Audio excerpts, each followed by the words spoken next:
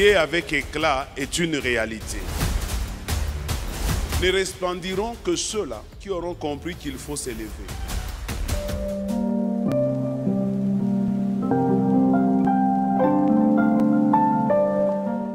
Alors aujourd'hui, j'ai un message que je voudrais vous donner. Je l'ai intitulé « La délivrance tous azimuts ». Je vais expliquer, c'est un mot français. La délivrance tous azimuts. Tous et puis azimut. C'est un mot qui veut tout simplement dire, écris-le comme tu veux, ça se dit tout simplement que la délivrance totalement, globalement et entièrement. Trois mots, totalement, globalement et entièrement.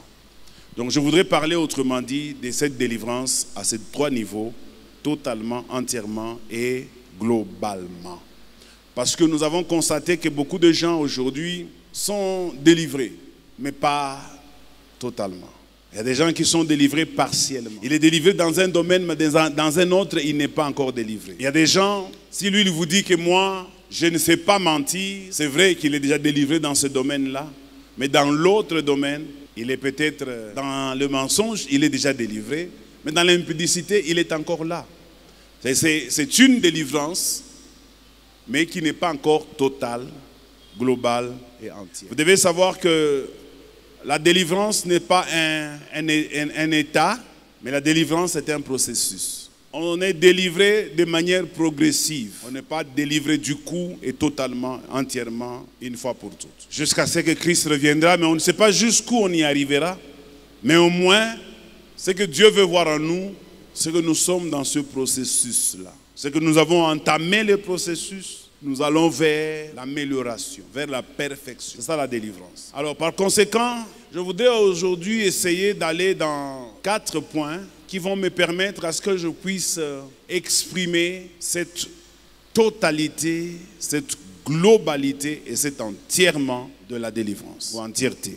La toute première délivrance de l'homme, cette délivrance-là, on l'appelle la délivrance spirituelle. C'est la toute première. On ne peut pas être délivré sur tous les autres aspects sans être délivré d'abord spirituel. Quelqu'un me donne un bon amen. Et la délivrance spirituelle également est composée des échelons. Comme je dis, toute délivrance est progressiste ou progressive, c'est-à-dire mon niveau de délivrance peut être inférieur au niveau de délivrance de Maman Sylvie. Les niveaux de délivrance de Maman Sylvie peut être inférieur au niveau de délivrance de Frère Mike, et ainsi de suite. Donc, même si nous sommes tous sauvés, nous sommes sauvés à des niveaux différents. C'est-à-dire que chacun de nous doit faire un effort pour améliorer son niveau dans la délivrance. Vous allez voir les enfants d'Israël, lorsqu'il est question de quitter l'Égypte, ils vont aller négocier avec Pharaon, parce que la délivrance des enfants d'Israël ne s'est pas faite à coup de marteau ou à coup de poing, mais c'est une délivrance qui était négociée. Ils vont aller voir Pharaon, vous connaissez combien de fois ils sont allés là-bas, mais aujourd'hui je vais en épingler 4 fois.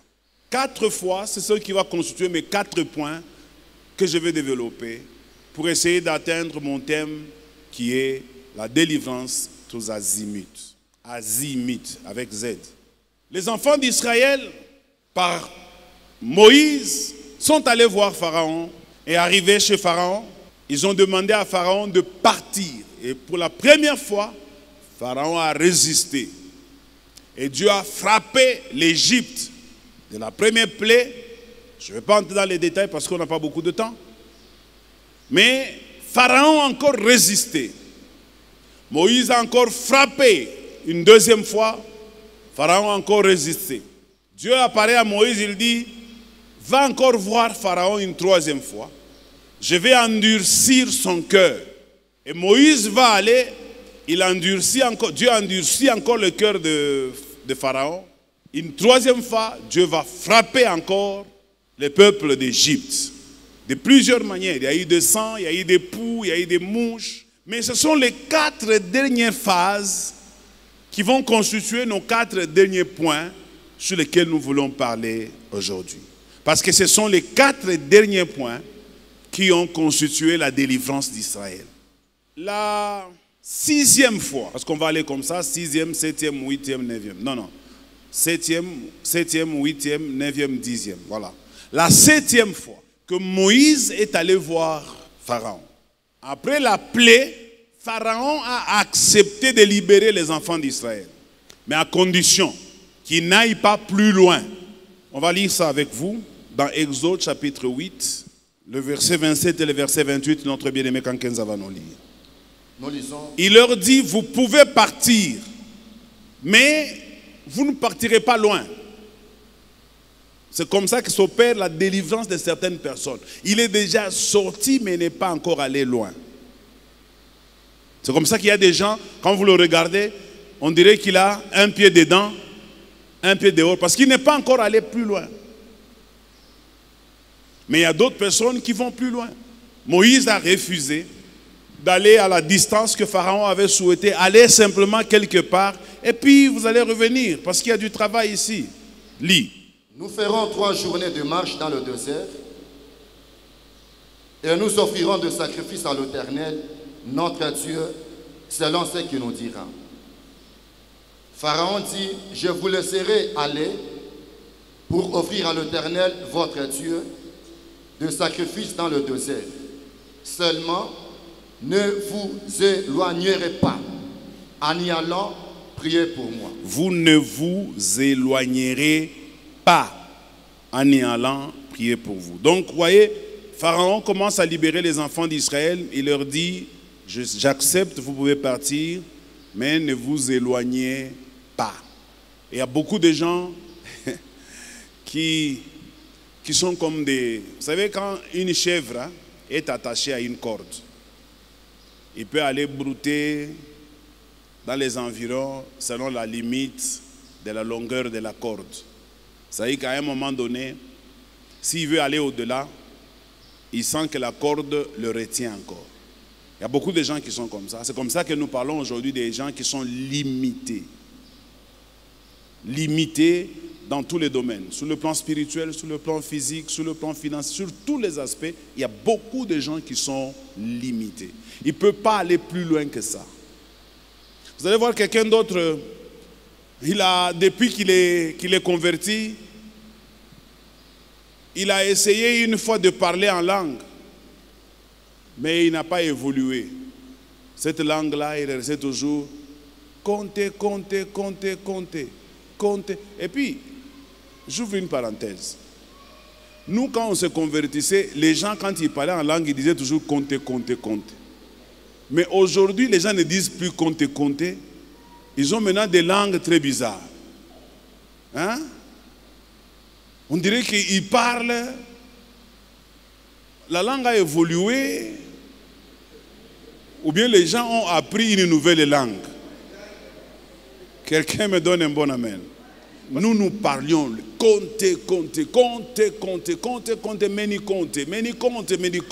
Mais vous aujourd'hui, je n'entends plus le meni compte. Vous avez évolué. Que Dieu vous bénisse. Je ne sais pas si c'est le même esprit ou si c'est deux esprits différents. Mais normalement, un chrétien, quand il grandit dans les choses de Dieu, tout doit grandir en lui. Je lève ma main. Je veux que tu lèves aussi ta main. S'il y a une corde que le diable t'a mis au cou pour que tu n'ailles pas loin dans ta vie, je vais rompre cette corde au nom de Jésus-Christ. À partir de maintenant, tu vas t'échapper dans le nom de Jésus et tu iras très loin et tu ne seras plus trouvable au nom puissant de Jésus-Christ. Ça, c'est la première délivrance. Il y a des gens, il peut avoir de l'argent, mais son niveau, c'est $300. Et pendant que je parle là, il y a même quelqu'un d'autre, pour lui, $300, c'est un problème. Hein? Pour lui, c'est 50. Il peut prier, il peut gêner, il peut faire des kilobits. S'il obtient $50, il glorifie le Seigneur. Que cette corde-là soit rompue au nom de Jésus-Christ. Parce que Dieu nous a délivrés afin que nous puissions aller loin. Que Pharaon ne te retient pas dans le nom de Jésus-Christ. Alors, la deuxième délivrance. qui constitue également mon deuxième point, c'est la délivrance que j'appelle la délivrance des hommes. Est-ce qu'il y a des hommes dans cette salle? La délivrance des hommes. Maman, et vous les enfants, priez pour vos papas. Parce que, vous savez, il y a beaucoup de gens, leur vie a été détruite simplement parce que papa n'a pas été en mesure de couvrir leurs besoins. N'est-ce pas vrai? Ou parce que papa est mort pendant que j'étais encore tout petit. Il y a des gens aujourd'hui qui ont grandi, j'en connais quelques-uns ici à l'église, qui me disent, je n'ai pas connu mon père biologique. Et qui me disent, pasteur, je veux que tu sois ce père que j'ai perdu. Parfois quand je les regarde, j'ai pitié. Une famille qui manque un père, c'est très compliqué. Parce que le père, c'est lui la source, c'est lui le pourvoyeur, c'est lui qui combat pour la famille et c'est lui qui protège la femme et les enfants. Alors femmes, ne combattez pas vos maris, protégez-le. Protégez-les en prière, protégez-les par votre caractère, par votre conduite à la maison. Mais par contre, la plupart des femmes tuent leur propre homme. Vous le tuez, vous nous tuez. Vous pensez que les hommes sont des robots. Nous ne sommes pas des robots. Nous sommes faits de la même matière que vous. D'ailleurs, quelqu'un a même dit que la femme est plus forte que l'homme parce que l'homme a été fait de la poussière, mais la femme a été faite de l'os. Entre la poussière et l'os, on estime que l'os est plus dur, plus robuste que la poussière. Ayez pitié de nous les poussières.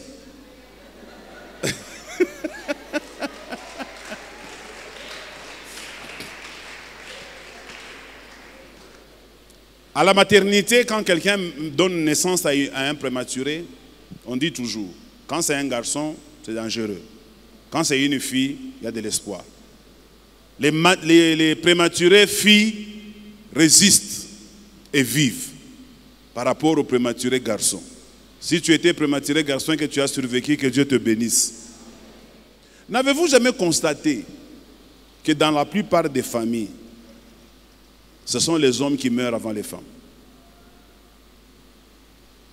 Regarde peut-être chez tes parents, tu verras. Chez ton oncle, tu verras que ce sont les hommes. Pourquoi nous mourons avant vous? Je lève la main au ciel. Nous n'allons pas mourir avant vous. Ah, j'aime bien cette voix-là. Amen. Je répète encore, nous n'allons pas mourir avant vous. Ah, mon nom, nous n'allons pas mourir avant vous. Papa, ni déclaration. Ni déclaration. Je répète encore, nous n'allons pas mourir avant. Ah. Nous sommes là. Shikata. Que Dieu nous donne la force, l'énergie, la capacité d'aller de l'avant.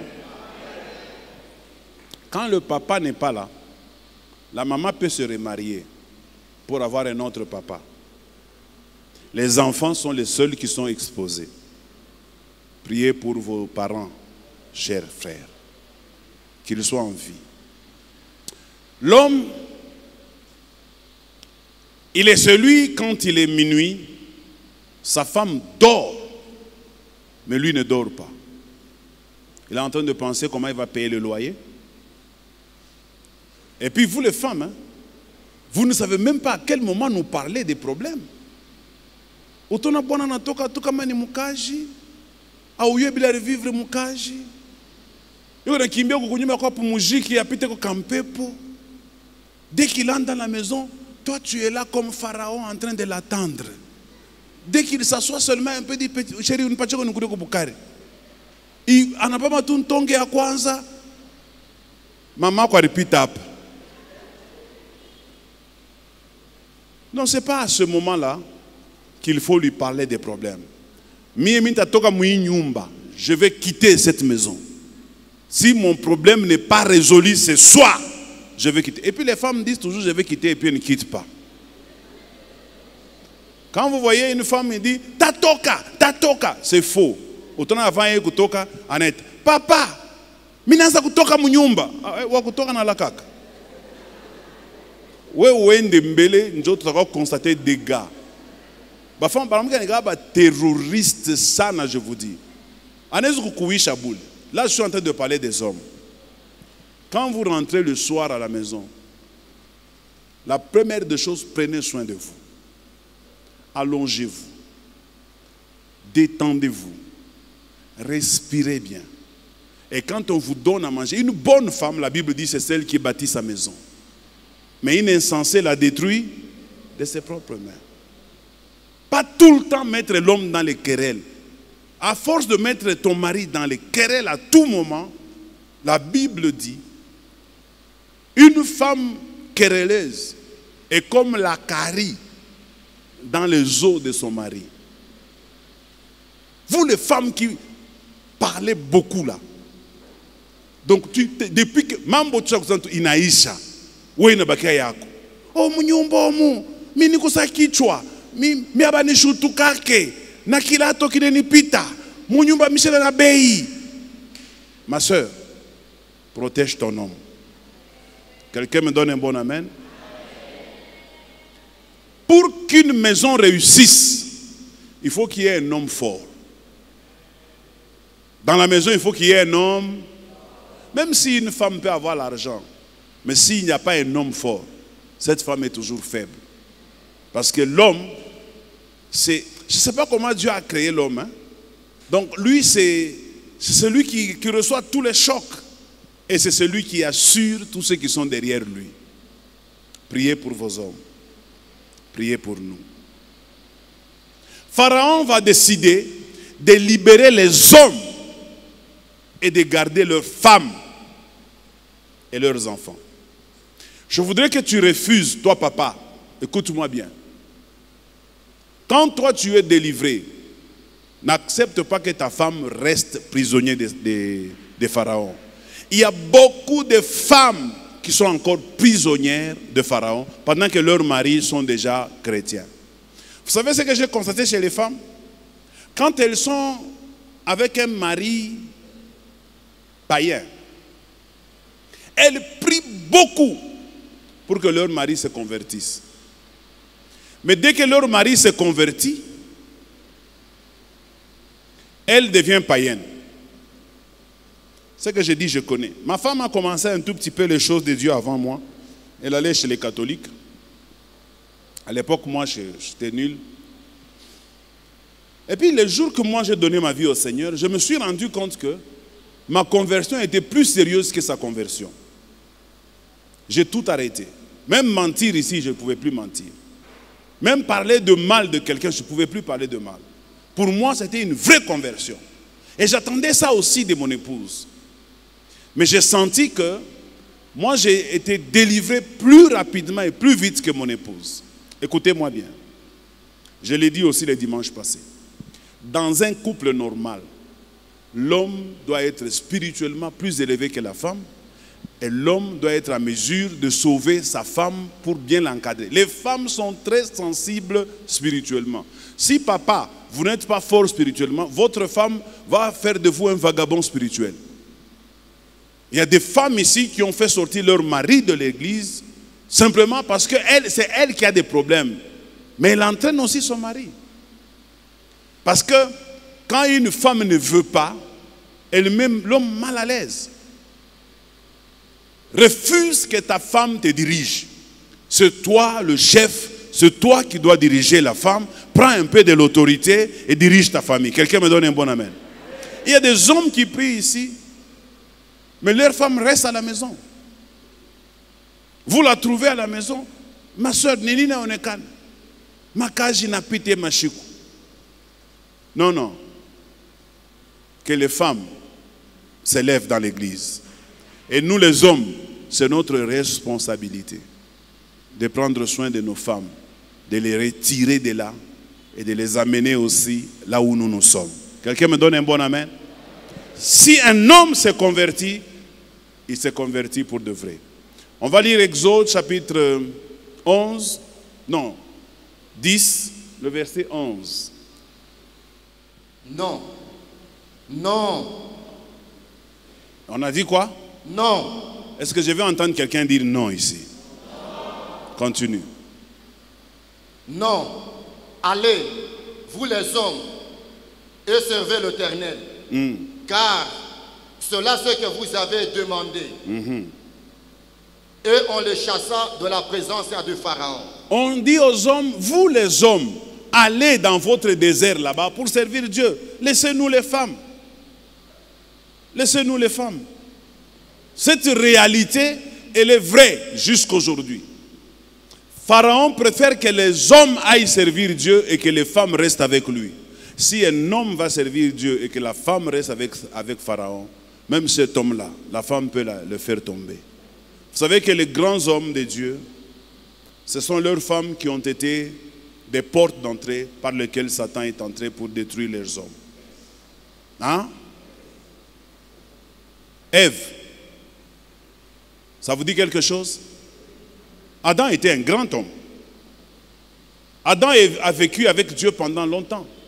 Mais quand Ève est venue, Ève l'a tiré vers le bas. Alors l'erreur, moi je donne ça à Adam. C'est lui à qui Dieu avait parlé, c'est lui qui devait parler bien à Ève pour lui dire ce que Dieu veut. Tout homme a l'obligation d'enseigner à son épouse. Quelqu'un me donne un bon amen. Le troisième point qui est la troisième délivrance, c'est la délivrance familiale. Ça fait du bien quand on est délivré, toute la famille. Quand toute la famille peut venir à l'église. Quand toute la famille vous servez Dieu. Moi je suis très content. Tous mes enfants ont servi Dieu dans leur vie. L'aîné a servi Dieu dans les prestimes. Le deuxième a servi aussi Dieu dans les prestimes. La troisième également. La quatrième, elle sert Dieu dans les médias. Je suis très content. J'ai négocié avec le tout dernier là. J'ai dit, où est-ce que tu veux aller? Mais il n'a pas encore pris de position. Dernièrement, il était security, mais ce jour-ci, je ne le vois pas à la sécurité. Mais j'ai été très content quand je l'ai vu à la sécurité. Papa, maman, écoutez-moi bien. Votre famille doit servir Dieu. Vos enfants doivent être au service de Dieu. Vous savez, l'église ici que nous avons, c'est notre bénédiction. Alors nous devons comprendre que ceux qui feront que cette église aille de l'avant, ce sont nos enfants. Ne mettons pas nos enfants à l'écart. Déjà à l'écodim, on les prépare. On leur donne les ABC. Et plus tard dans la JPC. Et demain, vous serez surpris de voir votre enfant ici devant, en train de faire l'œuvre de Dieu. Soutenons nos enfants. Dans le prestime, au protocole, libérons les enfants. Il y a des parents qui viennent à l'église, mais quand on leur dit par exemple que les protocoles ont veillé de prière, ils retiennent leurs enfants. Ne les retenez pas. Laissez les enfants. Moi, je peux vous donner mon témoignage. Si je dis que j'ai été un très bon père par rapport à mes enfants, je vous mentirai.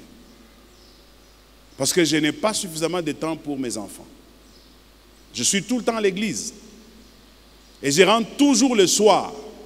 Et quand je rentre le soir, les enfants sont endormis. On ne se voit pas le matin et ainsi de suite. C'est un cercle vicieux. On n'a pas le temps, je vous l'ai dit. J'ai tué mon temps pour l'œuvre de Dieu. J'avais à un moment donné peur. Je me disais, Seigneur, est-ce que ça ne va pas faire que mes enfants soient détruits? Mais le Seigneur ne m'a jamais donné la réponse. Mais ce que j'ai vu dans mes enfants, j'ai dit merci à Dieu. J'ai des enfants bien éduqués. Hein? Qui m'a protégé mes enfants? C'est l'Église. L'Église est un système dans lequel, certes, il y a aussi des infiltrés. Mais à l'Église, il y a quand même des distances, il y a quand même des réserves. Que si vous laissez les enfants évoluer dans les cadres de l'école, dans les cadres du quartier ou dans les cadres de la famille peut détruire vos enfants. Parce que l'église ne permet pas certaines choses et quand elles sont faites à l'église, nous avons le pouvoir de les sanctionner. Et cette sanction-là fait peur aux enfants et ça les aide à s'améliorer. Mes enfants ne m'ont pas fait tourner la tête parce que Dieu les a pris en charge. Je le dis comme témoignage, pas pour me moquer de vous. Faites entrer vos enfants dans les choses de Dieu. Dieu s'en occupera et vous en serez très fiers et très contents. Je vous l'ai dit au nom de Jésus-Christ. J'entends quelqu'un me donner un bon amen. Ne prenez pas l'église JPC comme un endroit où l'on vient pour détruire les enfants. Ne prenez pas les Codim comme un endroit où il y a un regroupement de sorciers. Ne prenez pas les protocoles, ne prenez pas les médias. J'aime beaucoup les enfants de médias. Ce sont des gens qui ont beaucoup évolué. Dieu a beaucoup béni les médias. Presque tous, ils ont de très bons travaux.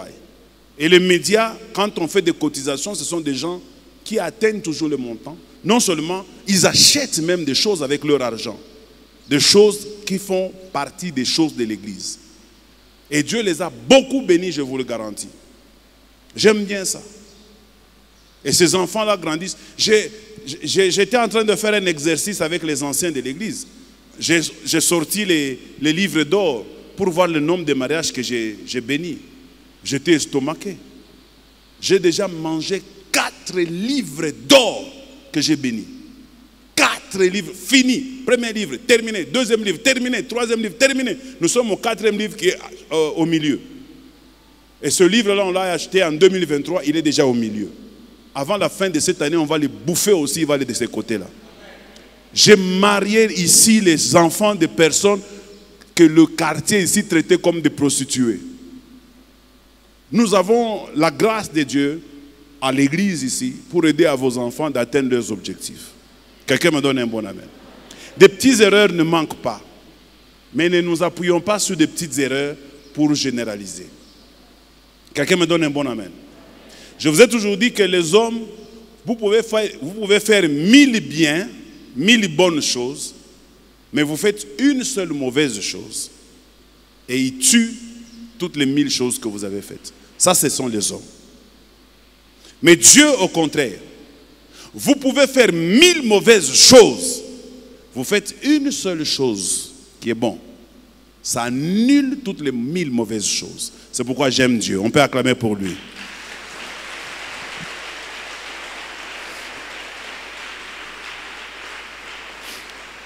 Il y avait un couple ici qui priait avec nous. Ils étaient très proches de moi. Je ne vais pas citer. Leurs enfants étaient à l'église. C'était très bien. Ça évoluait très bien. Jusqu'à ce qu'à un moment donné, je ne sais pas qu'est-ce qui les a pris. Ils ont arrêté de fréquenter l'église, les enfants aussi. Mais qu'est-ce que j'ai appris? Grossesse indésirable, prostitution, drogue, ivrognerie. Et dès l'instant où ils se sont retirés, j'ai compris que cela devait leur arriver. Quand quelqu'un se retire du milieu de frères, il se prédispose à se perdre. Aimons-nous et soutenons-nous. Faisons un effort pour que nous restions toujours ensemble. La Bible dit, faute de bois, le feu s'éteint. Quand vous prenez un feu de brousse, où il y a des bois qui allument le feu, vous prenez un morceau, vous le tirez de feu, vous le mettez à l'écart, il va continuer à brûler. Mais ce n'est qu'un problème de temps. En très peu de temps, revenez pour regarder ce bois que vous avez retiré là. Il ne sera plus en train de brûler. Mais ceux qui seront restés ensemble continueront toujours à brûler. Pourquoi? Parce que si mon feu veut s'éteindre, le feu de mon voisin peut me rallumer. Si le feu de mon voisin veut s'éteindre, mon feu peut le rallumer. C'est pourquoi la Bible dit, il est doux et agréable à des frères de demeurer ensemble. Et que c'est là que Dieu répand sa bénédiction et sa bénédiction en abondance. Quelqu'un me donne un bon amen. Je vais parler de mon dernier point. D'abord, on lit le chapitre 10 toujours. Cette fois-ci, je pense, c'est le verset 26. 24 ou 26. Pharaon appela Moïse et dit, Oui. allez, Voilà. Allez, servez l'Éternel. servez l'Éternel. Il n'y aura que vos brebis et vos bœufs Il n'y aura que vos brebis et vos bœufs qui resteront. Et vos enfants Pourront aller avec vous. Vos enfants aussi peuvent aller avec vous. Quelqu'un me donne un bon amen? Amen. Donc, ici, je voudrais parler maintenant de vos brebis. On libère les hommes, les femmes, les enfants, mais on garde les brebis. C'est quoi les brebis? Les brebis, c'est leur fonds de commerce. Les brebis, c'est ce travail-là qu'ils font. Les brebis, c'est l'argent qu'ils gagnent. Il y a beaucoup de gens aujourd'hui qui sont délivrés sur tous ces aspects-là. Papa, maman, enfants, délivrés indiscutablement. Ils sont déjà très avancés. Ils servent Dieu. Il y a la chaleur spirituelle dans la maison. Le climat est bon. Mais une chose n'a pas encore été délivrée. L'argent. À l'église, de plus en plus, les gens pensent que quand on parle de l'argent, on veut les appauvrir. Non, on ne veut appauvrir personne. Je dis et je le répète, on ne veut appauvrir personne. Si ici à Bred, nous avions une mauvaise intention, avant de construire une église comme celle-ci et avoir des bâtiments comme celle-là, moi, Parcelle Josué, je devais avoir d'abord une maison que je construis avec l'argent de l'église. Je lève les mains, la main devant vous et devant Dieu. Je n'ai jamais construit une maison avec l'argent de l'église. Ni sortir mon argent pour acheter une voiture avec l'argent de l'église. Jamais. Même quand j'ai fait mes voyages, je l'ai fait avec mon argent. L'église est là. Papa est là, Mike est là. Il ne me donne pas l'argent. Je prends mon argent et je voyage avec. Ça veut dire que nous ne sommes pas ici en train de vous entretenir comme des cobayes ou comme des poussins que nous allons manger demain. Nous sommes en train ici à Breu de Flave de faire véritablement l'œuvre de Dieu. Si dans une église comme celle-ci, vous ne donnez pas votre argent à Dieu, je me demande où est-ce que vous le ferez. Est-ce que même là où vous le ferez, est-ce que vous le ferez réellement pour Dieu? J'ai aussi le droit, par exemple, de dire que l'Église me donne. C'est mon droit. La Bible n'est pas contre ça. La Bible encourage ça. Ceux qui le font, ils sont bibliques. Et si je ne le fais pas, au début, c'était parce que je ne voulais pas être une pierre d'achoppement. Je ne voulais pas être une occasion de chute pour quelqu'un. Et nous avions l'intention de faire une église autrement.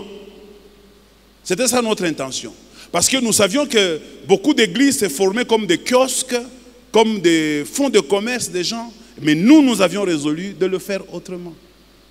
Et nous avons réussi. Par ma grâce, tous les serviteurs autour de moi, je les ai mis dans la même discipline. Si je pouvais leur donner du travail, je leur ai donné du travail. Si pas à eux directement, à leurs épouses. Pour que nous ne puissions pas être là, dès que l'argent de l'église entre, que nous puissions ouvrir grandement les yeux. Si moi-même, ayant droit numéro 1, je n'ouvre pas les yeux pour ça. Oui, ou à 10e ou à 5e, toi, au fond, la même chose. Quelqu'un a compris? Maintenant, si vous ne donnez pas l'argent ici à Bread of Life, Dieu vous jugera. Parce que votre argent n'aura pas été une bénédiction pour votre église. Je vais dire quelque chose parce que cet après-midi, je vais travailler à NCD. Je vais leur dire cette phrase ici que je vais vous dire. Nous les hommes, nous avons un petit problème. C'est que nous avons les idées que nous avons reçues lorsque nous étions des païens. Dans le monde, depuis notre enfance, on nous a donné certaines idées. Et ces idées-là sont restées en nous, même si nous sommes devenus des chrétiens. Mais ensuite, en plus de cela, quand nous sommes arrivés à l'église, il y a eu d'autres idées qu'on nous a données, cette fois-ci qui viennent de la Bible. La Bible nous a aussi donné des idées parfois qui se contredisent avec les idées que nous avons reçues dans le monde. Mais qu'est-ce que vous et moi nous faisons? Nous prenons les deux idées, nous les mélangeons. Nous faisons un malaxage. C'est comme ça que nous sommes des chrétiens avec les idées bibliques, en même temps avec les idées traditionnelles, païennes que nous avons reçues. Nous les mélangeons. C'est comme ça que nous pouvons avoir même des attitudes païennes. Non, tu as pris des idées du monde, tu les as amenées à l'église, tu les mélanges avec les choses de Dieu et tu réagis comme un païen. Il y a des gens qui ont de l'argent ici à l'église. J'ai toujours raconté ça aux serviteurs. Il y a un homme que je ne connais pas, mais que je l'ai rencontré une fois au salon et on faisait un petit débat. Et puis après, à la sortie, il m'a remis $50. Il est parti. Depuis ce jour-là, cet homme, chaque semaine, il me donne 2 bidons d'essence pour ma voiture et $100 chaque semaine. Même hier, il m'a encore donné. Il laisse ça chez le coiffeur. Chaque semaine. Cet homme n'est jamais venu à Bread of Life. Je ne lui ai jamais imposé la main. Mais cet homme-là, je prie pour lui. Que Dieu le bénisse. Je voulais savoir un peu de sa vie. Est-il stérile? Y a-t-il un problème dans sa famille? Je ne comprends pas. Un jour, j'ai vu quand j'étais au salon, ses enfants sont entrés. C'est les coiffeurs qui me remettent toujours l'argent, qui me dit, ce sont les enfants de celui qui te donne. Ah, donc il n'a pas de problème de stérilité. Alors il fait tout ça pour quelle raison? Et ça doit vous interpeller, vous. Ça doit vous interpeller. Je n'ai jamais reçu ici à l'église, je le dis. Même en privé, quelqu'un qui vient me dire, papa, moi je te donne mon argent, ici à Bread of Life. Il me donne 1000, 2000, 3000, 4000, jamais. Jamais. Payer la dîme, oui. Donner sa contribution, oui. Mais donner au pasteur, peut-être j'ai oublié. Excusez-moi. Un jour, un pasteur nigérian prêchant, il dit ceci. Que lui, quand quelqu'un amène une enveloppe d'action de grâce, il ouvre l'enveloppe. Et quand il ouvre l'enveloppe, avant de prier, il regarde d'abord ce qu'il y a dedans. Et puis il prie. Mais ici, chez nous, nous prions déjà avant. Et puis tu es parti. Quand nous nous restons ouvrir, c'est 1000 francs. Alors que j'ai libéré l'onction qui ne correspond pas à 1000 francs. Quelqu'un me donne un bon amen. Ce n'est pas correct, c'est de la tricherie. C'est de la tricherie quand même. N'est-ce pas? Tu as reçu l'onction. Parce que tu sais, nous les hommes de Dieu, nous avons une petite expérience. Nos mains ici savent sentir la quantité des billets dans l'enveloppe. Donc si je touche comme ça, je dis, bon, ici, 200, 300. Maintenant, c'est ça, comme ma 1000. 1000 na bamba, il vient ça, 400. Maintenant, fungule 3000. Mais onction mimi chaque libéré. Namana qui récupérer à inako. Comme Dieu ne se répand pas de ses dons, où chaque bénéficier. Quelqu'un me donne un bon amen. Le pasteur, lui, il regarde d'abord. Un homme est venu le voir un jour, il dit, papa, je viens dire merci à Dieu. Lorsque je suis arrivé dans cette église, j'étais vraiment misérable. J'étais même malade, sur le point de mourir. Par ton ministère, je suis guéri. Je suis en bonne santé, papa, merci. Et Dieu m'a béni, j'ai trouvé un travail. On me paye beaucoup d'argent, papa. Je suis très content. On me paye à peu près 2500, papa. Et même Dieu m'a permis de trouver une femme dans cette église. Ma femme est une bénédiction, papa. Papa, je suis venu apporter mon action de grâce. Je viens d'acheter 2 voitures qui sont là dehors. Il donne $50. Le pasteur, comme lui, il regarde d'abord avant de libérer l'onction. Il ouvre. Regarde le frère. Dis, frère, c'est toi que Dieu a guéri ici? Il dit, oui, c'est moi, papa. C'est toi que Dieu a donné le travail ici? Oui, c'est moi, papa.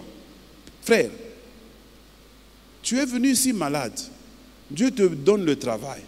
Et tu prends notre soeur en Christ. Tu l'engrosses 3 fois.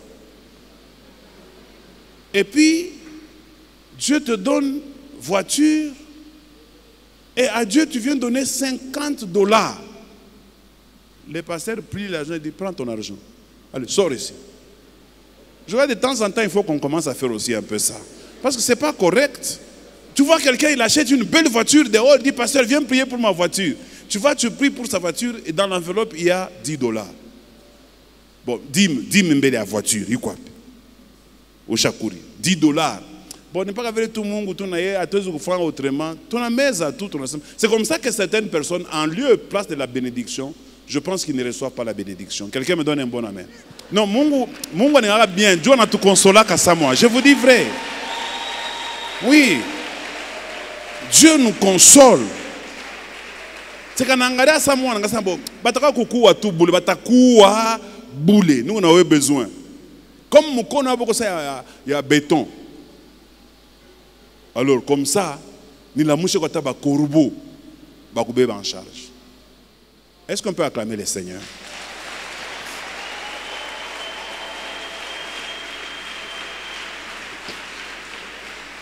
Voilà, j'ai fini mon message. Je voulais que tu te lèves et que nous puissions prier ensemble.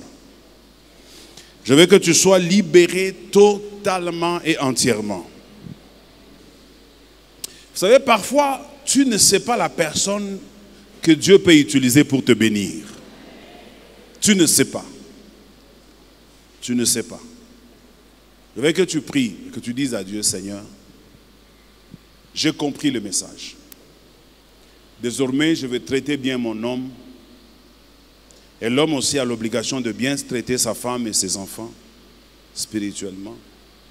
Ensuite, je dois servir Dieu comme Josué l'a dit. Moi et ma maison, nous servirons l'Éternel. Moi et ma maison. Je ne peux pas, moi, tel que Dieu m'a créé, permettre qu'à l'église, il manque quelque chose que moi j'ai à la maison. Jamais. Never. Never. L'église en priorité.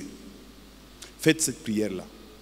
Que l'œuvre de Dieu soit plus prioritaire. Parce que Dieu ne nous bénit pas. Parce que dans le monde, nous avions l'impression que, même les gens à l'église pensent comme ça, que la bénédiction est une récompense. La bénédiction n'est pas une récompense. La bénédiction n'est pas une récompense parce que tu as fait un travail. Non. La bénédiction est une nécessité pour le travail que Dieu te donne. Si tu veux faire quelque chose, alors Dieu met de l'argent pour toi afin d'atteindre cette chose que Dieu t'a donnée. C'est ça la bénédiction. Alors si tu comprends ça comme ça, tu comprendras que l'argent que Dieu te donne, ce n'est pas une récompense. Parce qu'il y a une nécessité quelque part. C'est pourquoi Dieu t'a donné ça. Il attend que tu fasses de ça quelque chose. En français, on dit qu'il met la main à la pâte, il lui en restera toujours au doigt. C'est-à-dire quand tu touches la pâte de pain, tu n'as pas besoin de manger ça. Ça en restera au doigt d'une manière ou d'une autre. Celui qui sait mettre la main dans la poche pour sortir son argent et donner à l'œuvre de Dieu, sa main ne manquera jamais de l'argent. Et je veux que tu pries le Seigneur. Que tu lui dises, Adonai, je prie afin que toutes les 3-4 choses que j'ai écoutées ce matin bénissent ma vie. Commence à prier.